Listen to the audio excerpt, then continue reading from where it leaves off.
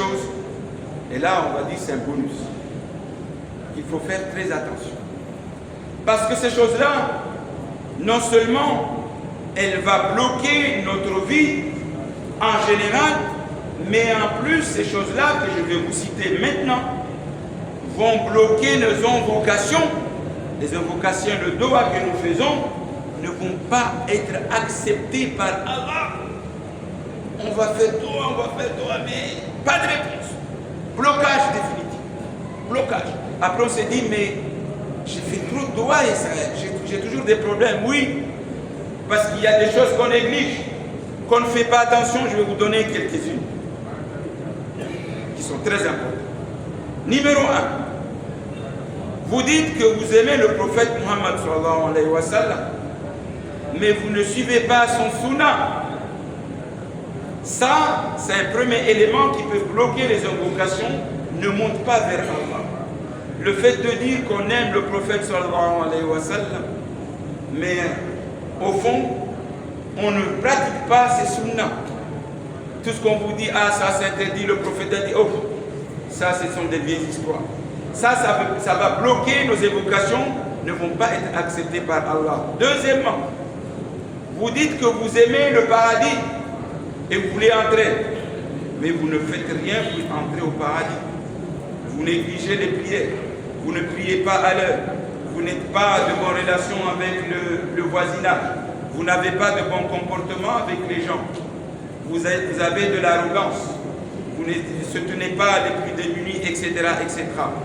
Vous voulez le paradis, mais dans votre vie, en réalité, vous ne faites pas des actions qui vont vous conduire au paradis.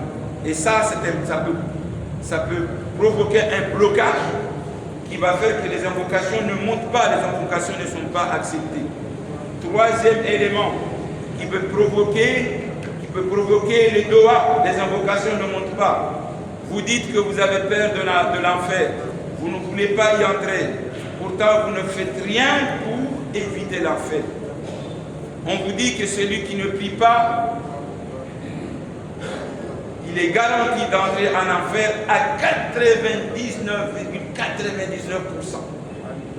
Toute personne qui ne fait pas ses prières à l'heure est vouée à l'enfer avec un pourcentage de 99,9999. C'est-à-dire ses chances d'aller au paradis sont quasiment impossibles, 0,0001. En conclusion, celui qui ne fait pas ses prières à l'heure, 5 fois par jour, n'a aucune chance, pour vous dire la vérité, d'aller au paradis. Et nous, on vit comme si on ne va jamais mourir. On ne fait pas ses prières. On vit comme on dit, on sait qu'on va mourir, mais on fait comme si dans notre vie, on ne va jamais mourir. Ensuite, quatrième point, je crois. Quatrième point, on va à la cimetière, on enterre nos morts, mais on ne tire aucune leçon de ce qui leur est arrivé. On va enterrer nos frères et sœurs, on sait très bien qu'il était là avec nous quelques jours avant, il n'est pas là, mais on ne réfléchit pas.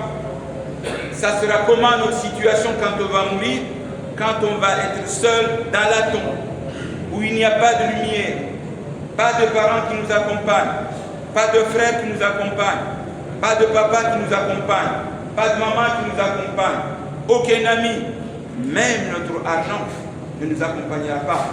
L'argent qui est à la banque, le jour où on va mourir, même si on écrivait un testament, sur un testament, que je vais mon argent avec moi quand je vais mourir, que je vais ma voiture avec moi quand je vais mourir, que je vais mes enfants avec moi quand je vais mourir.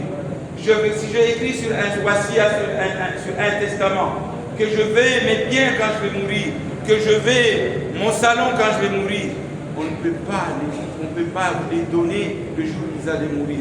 Pourquoi? Parce que la tombe c'est quoi? Ce sont 4 petits blocs. On ne peut rien amener. Donc on partira seul, sans votre argent à la banque. Et vous ne pouvez plus communiquer avec les réseaux sociaux. Ce qui va arriver dedans, vous ne pouvez plus communiquer à la famille que voilà ce qui m'arrive. Il n'y a pas d'internet. l'Internet sera coupé, les réseaux sociaux seront coupés, pas de communication. Laissez-moi vous dire, pour terminer, il y a des choses graves qui se passent lorsqu'une personne est en train de mourir. Lui, il voit, mais nous, on ne voit pas. C'est quoi cette histoire? Le jour où une personne va mourir, les anges de la mort, parce qu'Israël, il travaille avec une équipe. Lui, c'est le docteur, c'est lui qui est chargé d'enlever la lame, le chirurgien. Mais le chirurgien, il travaille avec des médecins. Les médecins vont préparer le terrain. La mort, c'est à peu près pareil. Qu'est-ce qui se passe? Quand vous allez faire une situation, vous allez faire une opération dans ce bas monde, on va vous faire une anesthésie pour ne pas subir la douleur. C'est ça. Donc, c'est une anesthésie pour calmer la douleur qu'on va ressentir dans ce bas monde.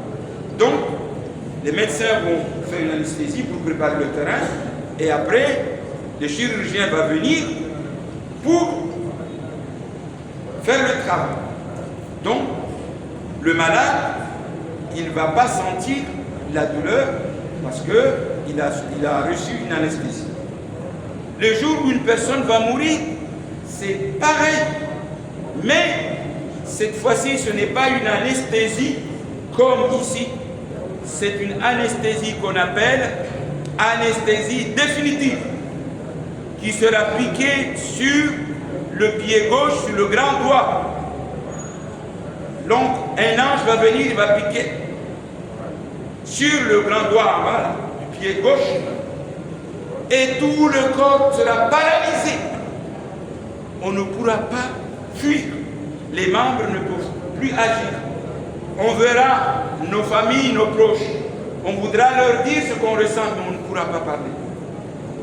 Et la différence de cette anesthésie par rapport à cette anesthésie de ce bas monde, cette anesthésie-là ne va pas calmer la douleur. C'est-à-dire, on va voir, mais on ne pourra pas parler. On va sentir les choses, la douleur, mais on ne pourra pas dire ce qu'on ressent à notre famille. On verra avec les yeux ce qui se passe, mais on ne pourra pas parler. On ne pourra pas parce que là, on s'approche à un autre monde. Donc ces jours-là, c'est une affaire grave. On voudra prendre la fuite, mais on ne pourra pas marcher. Parce que tout le corps est paralysé. Les corps, les membres, la bouche, tout est paralysé. Donc on pourra dire à nos familles, à nos parents qui sont autour, ce qu'on ressent, mais on ne pourra pas parler. Et sur ce, je vous dis Assalamu alaikum wa rahmatullahi wa barakatuh.